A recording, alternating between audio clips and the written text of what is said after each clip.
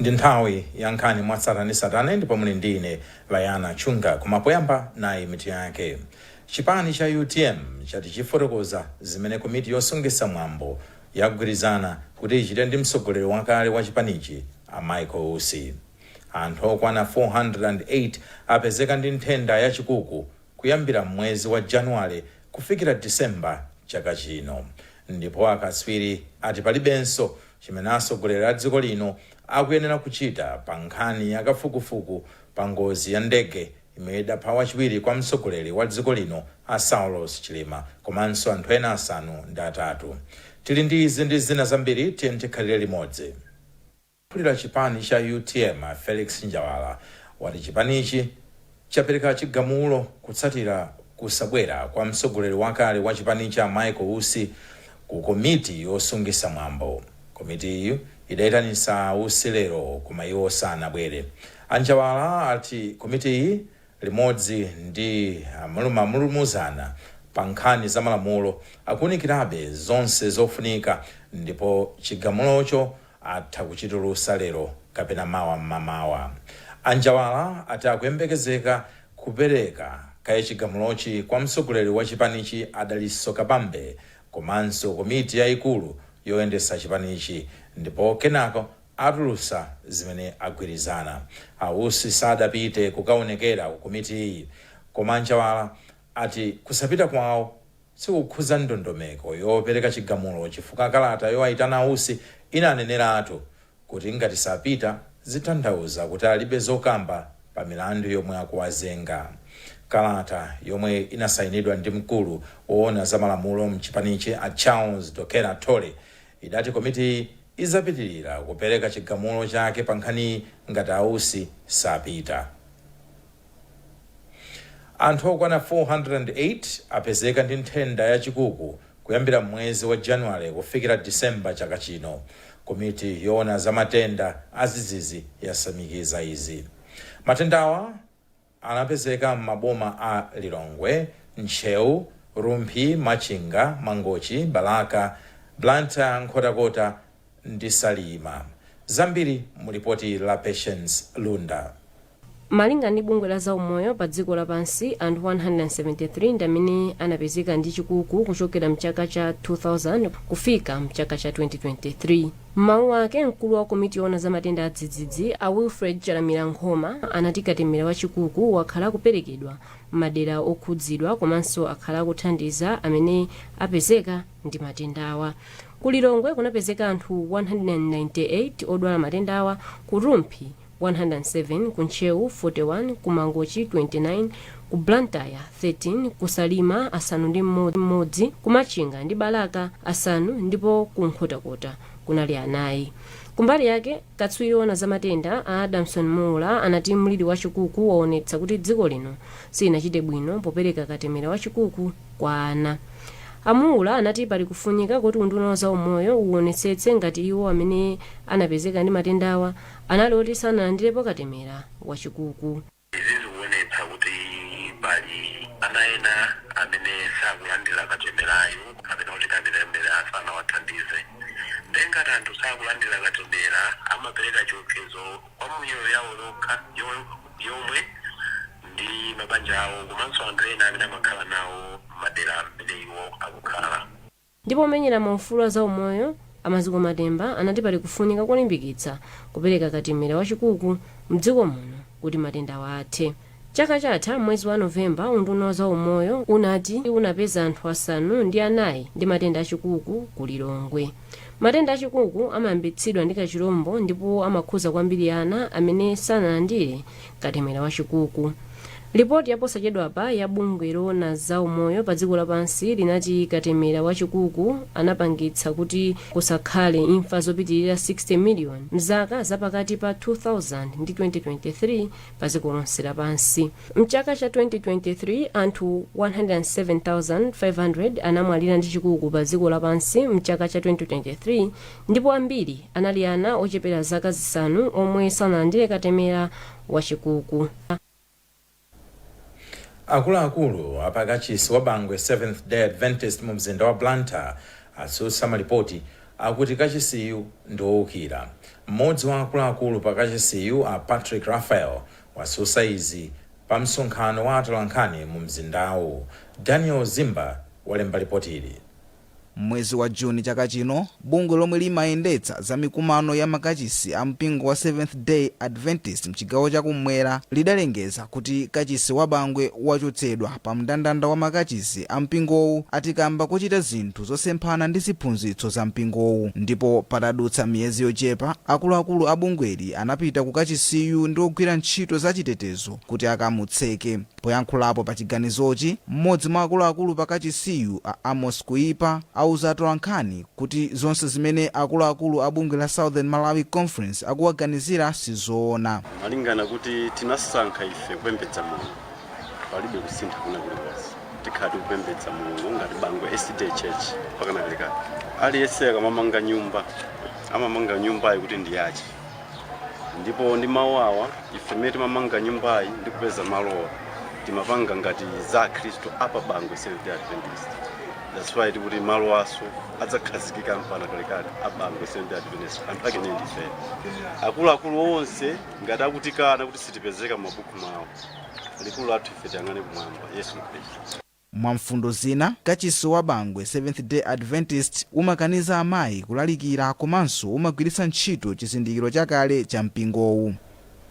Chipani cha Democratic Progressive chati nduna ya mtengatenga Jacob Hara afotokoze bwino chifukwa chomwe chikuchedwesa ntchito yomanganso msewu wapakati pa Chitipa ndi Ilomba. Wachiwiri kwa mtsogoleri wa chipanichi chigawo chakumpoto a Japi Muhango ayankhula izi pa msonkhano omwe anachitisa pa boma la Chitipa pamene anati chitukukochi chinayamba ndi boma la DPP ndipo ndalama zake zinalipo kale. Sam Kalimira ali ku Chitipa ndipo akulongosola motere. Amuhango omwe adakhalapo nduna ya zamtengatenga adati msewu wa Chitipa Ilomba omwe ndi wa makilomita okwana 30 ndi ufunika kwambiri chifukwa chonena kuti ukulumikiza dziko la Malawi ndi la Tanzania ndi kulimbikitsa ntchito za malonda pakati pa mayiko awiriwa.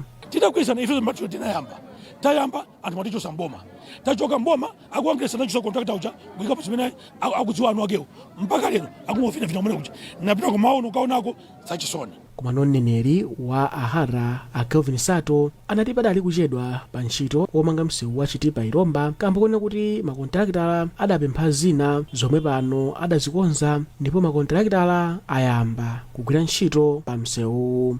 Kumsonkhanowu, gavana wa chipani cha DPP kuchiko cha kumpoto a Christopher Mzomera Ngwira anapempha anthu a mboma la Chitipa kwena kuti akalembetse mu mndandi wawo. Angwira anauza anthu ku Chitipa kwena kuti adzavotere apita munthalika pa chisankho cha pa 16 September chaka chamawa ponena kuti ndi okhawo omwe ali ndi kuthekera kuthetsa mavuto mdziko muno. Mwaona kubwera kwawo komanso mwaona anu ake eni Chitipa akuvina kukondwerera komanso atasokola tima uniform timene tinabisika kalero. Ichi chionetsa kuti anthuwa ali nazo zifukwa zoti angayankhule nchifukwa chachani akukonda chipani cha DPP. Iwo anati boma la DPP lizamalizitsa ntchito yomanga msewu wa Chitipa Ilomba, kumanga msewu wa Chitipa Nthalire Rumphi komanso kukonza misewu ina mbomali. Asanafike pa msonkhanowu Amuhango omwe anapekizidwa ndi akuluakulu ena a chipani cha DPP anakumana ndi mafumu koma anakambirana za zitukuko zomwe zingachitike mboma la Chitipa. Mkumano wa makhansala komanso akuluakulu a khonsolo ya mzinda wa Zomba wagwirizana zoti mlatho wa mpondabwino aumangeso. Mtolankhani wathu Jason Malowa walemba ripoti ili lomwe akuwerenga Isaac Salima. Mawu amati mlandu wa munda amakambira pa munda pomwepo. Izi ndi zimene zachitika ku khonsolo ya Zomba kumene mkumano wa makhansala ndi akuluakulu a mu mzindawu anawusunthira ku mlatho wa mpondabwino pamene akuluakulu amaunikira za vuto lawo lalowu. Lolemba akuluakulu a khonsoloyi anayitanisa mkumano wapadera ofuna kukambirana za vutoli kumene anagwirizana zakuti akafike pa mulathowu. Mfumu ya mzinda wa Zomba a Christopher Jana wasimikiza kuti mulathowu ndi ofunikira mu mzindawu kamba kakuti umalumikiza madera amene kumakhala anthu ochuluka. Mulatho wabowoka ndifuna wabowoka wene ukonzedweso fani mulatho okhawo umene upanga ukumikiza kupira odi kupita kutawo ndiye ndapeza kwa mato kukonzedweso. akuluakulu amabungwe amene si aboma boma la Zomba mogwirizana ndi wapampando wawo a Nicholas Mwisama ati ndokhutira ndi ganizo limene khonsoloyi lagwirizana. Takambiranadi ifeyo mukuponda kwathu tikanakondadi the whole bridge ipesedwe yatilibeso koma point yaikulu mwina tingodikira kaye wa assessment abwere tizaone kuti kodi report yawo inena zotani imeneyo mwina ndi report imene tingaidalire kwambiri yochokera kuma expert koma nkhani yaikulu takondwera kuti nomwansangasanga ku council inayitanisidwa tagwirizana bwinobwino kuti tiyenda bwanji mashortcut ena onse amene amapangidwa ndikukhulupirira kuti kukhala nomwe ikonena kuti tiyende mwandondomeko yake. Anthu akudera la Mpondabwino ku Zomba anadandaula za mulathowu kuti wayamba ming'alu ndipo utha kuwapasa ngozi. Posatira izi anthuwa adatseka mulathowu loweruka. Tipitiriza kupasirani nkhanizi tikatha kuonera izi. To all our believers, to the Niger Gunners of Club Road, all you Artetas of Africa, of Accra, of Maputo, of Oimbo, the legends of legends down Lusaka way. We hear you. Now hear us. Obrigado. Talo. Betway, the official global betting partner of us. When pain clouds your child's sunny days, Parapain Baby swoops in, specially formulated to chase away pain and bring back the smiles. Uniquely developed so that it doesn't contain a drop of salicylic acid, ensuring the safety of our children.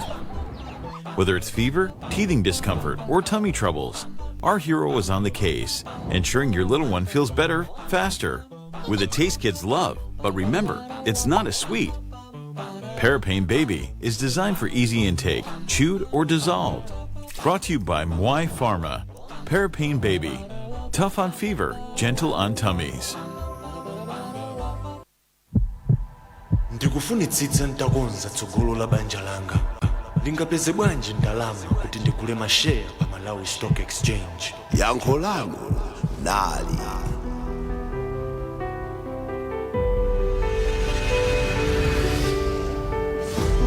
Ndingongole ya share purchase loan ku National Bank muli ndikuthekera kugula mashare mu mndandanda wa makampani amene ali pa Malawi Stock Exchange. Ndi ndalama yosachepera 250,000 Malawi kwacha inunso mutha kutenga ngongole ya National Bank of Malawi share purchase loan ndipo mudzakhala ndi mpata wa zaka zitatu wobwenzera ngongoleyi. Kabwenzedwe kake nkosabowola nthumba ngakhale kusokoneza kayendedwe ka ndalama zanu zina. National Bank of Malawi. Pitani ku National Bank of Malawi Service Center iliyonse imene muli nayo pafupi kuti mudziwe zambiri. National Bank of Malawi, the bank of the nation. Popitiriza nkhani zathu akaswiri ati palibenso chimene atsogoleri dziko lino akuyenera kuchita pa nkhani yakafukufuku pa ngozi ya ndege imene idapha wachiwiri kwa mtsogoleri wa dziko lino Saulos Chilima komanso anthu ena asanu ndi atatu. Kutsatira imfayi pakhala pakuchitika kafukufuku osiyanasiyana amene zotsatira zake zikuoneka kuti sizikukomerabe anthu ena mdziko muno.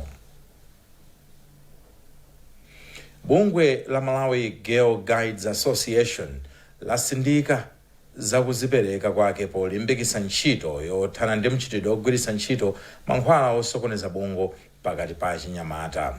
Mkulu wa bungweli mchigawo chakumwera Charity Kafasalire wanena izi pomaliza pa maphunziro a masiku awiri ophunzitsa anthu za izi omwe unachitikira ku Chiromoni mu mzinda wa Blantyre. Lowereni mpasa olemba ripoti lomwe wawerenga Elvis Hoahoa. Akafasalira ati bungwe lawo likulimbikitsa zokambirana pakati pa anthu kuti athandizire kuchepetsa ntchito ogwiritsa ntchito mankhwala osokoneza bongo. Imene inabwerera project ino kuno kwa Malawi Girl Guides kuzera ku funding imene akupasidwa nda Foluti zaka 4 zapitazo imene anabwera kuza enda m'mabalamu kulengezesa kunena kuti pasakhale kuti ana ang'onoang'ono akutumidwa kukagula mowa kapena kukagula fodya. So panopo kunali kubwera kuzapanga follow up kuona kuti kodi zinthuzo zachepa motani kapena zasintha motani. Kuoneka kuti nkhani za kugwiririraku zachepa, komano nkhani za kumwa mowa mwauchidakwa zimene zizokhala ngati kuti achinyamata ambiri sizinasinthe kwenikweni. Komano madera ena asintha, kwa madera ena sizinasinthe kwenikweni foti tidakalibe ndi imfa za chinyamata amene ali below 30 akumwalirabe chifukwa cha mowa umene ukumwedwa osadyera chakudya. Mmodzi wa omwe anachita nawo maphunziro wa Maureen Kapakasa anayamikira zakufunika kwa maphunziro awa. Maphunziro amenewa akuthandiza ife achinyamata kuti tisakhale anthu otengeka pa chilidwe okumwa mowa komanso kumasuta mankhwala ozunguza ubongo. Pamakhala zifukwa zosiyanasiyana wawo. Chimodzi mwa icho ndi chifukwa choti cha kusowa kwa ntchito.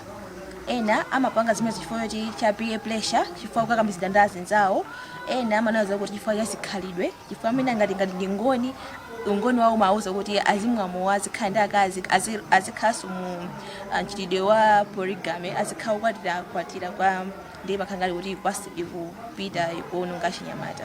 Apapo tiphunzira kuti titengepo gawo lalikulu and tikhale togwirizana ndi mafumu maso a polisi kuti tithandize kuthesa mchitidwe umene wawo kumwa mowa mwauchidakwa komanso ogwiritsa ntchito mankhwala ozunguza ubongo. Ntchito iyi inalandira thandizo la ndalama kuchokera ku bungwe la Norwegian Campaign for Development and Solidarity.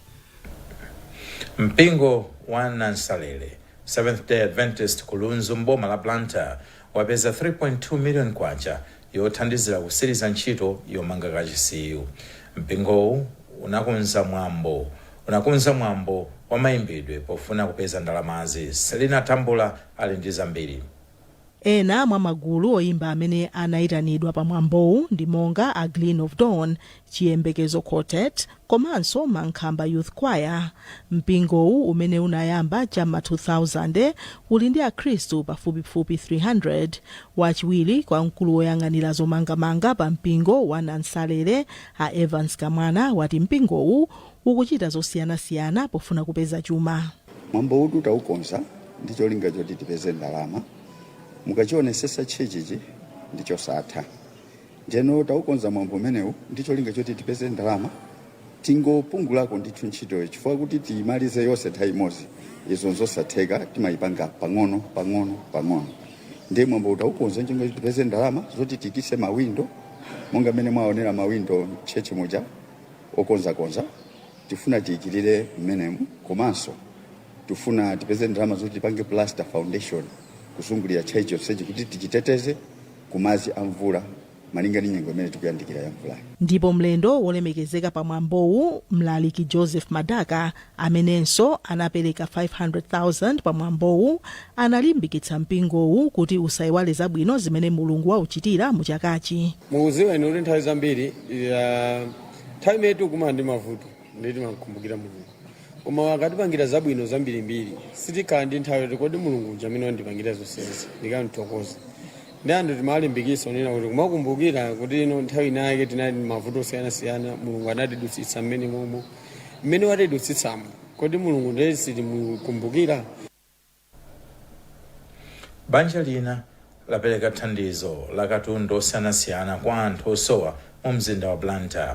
Thandizo lili likusatira zimene banjali limene ndi la Pilo lochokera mboma la Zomba lidaonera programu ya It Can Be You pakanema wa Times. Daniel Zimba ali ndi ripoti lonse. Anthu atatu omwe alandira thandizoli ndi Chisomo Nkwapatira, Luka Clement komanso Paul Chaluwa omwe anajambulidwako mu pologalamu ya It Can Be You pakanema wa Times. Poyankhula atapereka thandizoli, Bambo Piro anati apereka thandizoli atakhudzidwa ndi nkhani za anthuwa. Ino mnayipanga programu It Can Be You. So programu imene jayo mnanena yuko khala ndiwe, leno zimeja yuko khala ndiwe, siwe kha ku Blantyre, siwe kha ku Nzuzu ya, siwe kha ku Zomba ya. Let's imagine the defense it can be us as a family affected with this problem. Poyankhula m'malo mwa mabanja ndi anthu omwe amasamalira anthuwa, Mayi Zainabu Nkopatira anathokoza banjali komanso kanema wa Times kamba kathandizo ndi chilimbikitso. Thandizo limene ndalilandira ndi chisangalalo sinimayembekezerayi koma sizatengera chisomo cha Mulungu. Ndasangalala kwambiri chifukwa cha thandizo limene lili, ndipo amene apereka thandizo limene lili Ambuye adalitse. Mavuto amene makumana nawo ngati nkhani ya mankhwala kakakotera muthera kuti kuchipatala kulibe, timathawa kugula ku chipatala cha private, ndipo kakakoti palibe ndalama amapezeka zoti mwana yakutuka. Ndipo mbusa wa Zambezi Evangelical Church Ali Kikambwiri kuchokera ku Zomba walimbikitsa akhristu kukhala othandizana komanso kulimbikitsana mnjira zosiyanasiyana zomwe ati zikugwirizana ndi chiphunzitso cha Chikhristu. Kuzikubweti kukhala kuno ali pabale ena amene ndosowa, amene paokha sangathe kupeza thandizo, ena chifukwa cha matenda, ena amene asali pa ntchito, ena ndi amasiye kumene akazi amasiye. Kuti tiyeni okondedwa tiyakumbukira anthu amenewa chifukwa chikondichi anamba kuonesa ni Mulungu wathu potipasa Yesu Khristu mwana wake. Chisomo Nkopatira ali ndi vuto la mtima, pamene Pochaluwa ali ndi vuto la shuga, ndipo Luka Clement ali ndi ulumali wa miyendo. Nkhani zathu ndi zomwezi kumasanasiyanenso naye miti yake. Chipani cha UTM chati chifotokoza zimene komiti yosungisa mwambo yagwirizana kuti ichite ndi mtsogoleri wakale wa chipanichi Michael Usi. Anthu okwana 408 apezeka ndi nthenda ya chikuku kuyambira mwezi wa January kufikira Disemba chaka chino, ndipo akaswiri ati palibenso chimene atsogoleri a dziko lino akuyenera kuchita pa nkhani ya kafukufuku pa ngozi ya ndege imene idapha wachiwiri kwa mtsogoleri wa dziko lino Saulo Chilima komanso anthu ena asanu ndi atatu. Munali ndine Vayana Chunga.